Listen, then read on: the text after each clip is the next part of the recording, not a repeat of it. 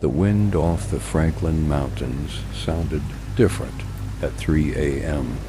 On the steps of El Paso High, they call this place the Lady on the Hill, a majestic temple looming over the city.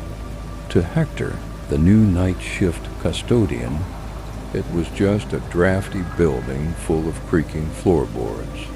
Hector knew the rumors, tunnels beneath sealed-off fourth-floor halls. He dismissed them, focusing on the rhythmic swish-swish of his mop in the main rotunda. He stopped, looking up toward the dark second-floor gallery. A soft giggle drifted down. "Hello," Hector called out. "Students aren't allowed in here." Silence answered him. Shaking his head, he pushed his cart toward the elevator.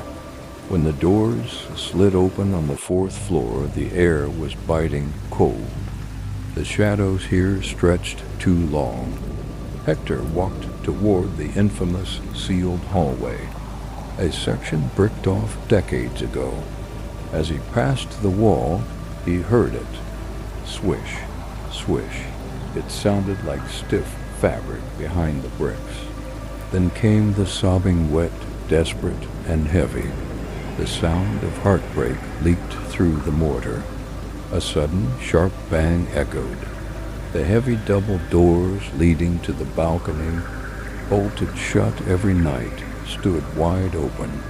The night wind howled through them. Against his better judgment, Hector moved toward the opening. The city lights of El Paso and Juarez twinkled below. He saw a figure standing on the railing. She wore a dated white dress, whipping violently in the wind.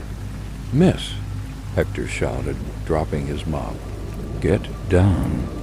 The girl turned slowly.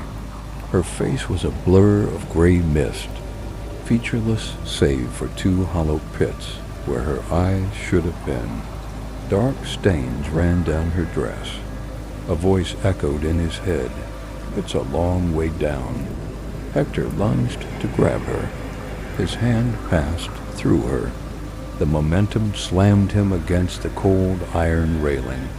There was no body falling, just empty air. The balcony doors slammed shut with a deafening boom and the locks clicked. Hector pounded on the glass, screaming. From the darkness of the hallway behind the glass, dozens of shadowy, translucent figures emerged, the students of the past. The girl in white stood in the center. She raised a pale hand and pointed at the floor beneath Hector's feet. The concrete of the balcony began to crack. Hector looked down as the floor gave way, crumbling to dust. As he fell into the darkness, not toward the street, but into something far deeper and older, the last thing he heard was the school bell ringing, signaling the start of class for the dead. I hope you enjoyed this horror story, and if you did, make sure to hit that like. And if you're new here, consider subscribing. Thank you.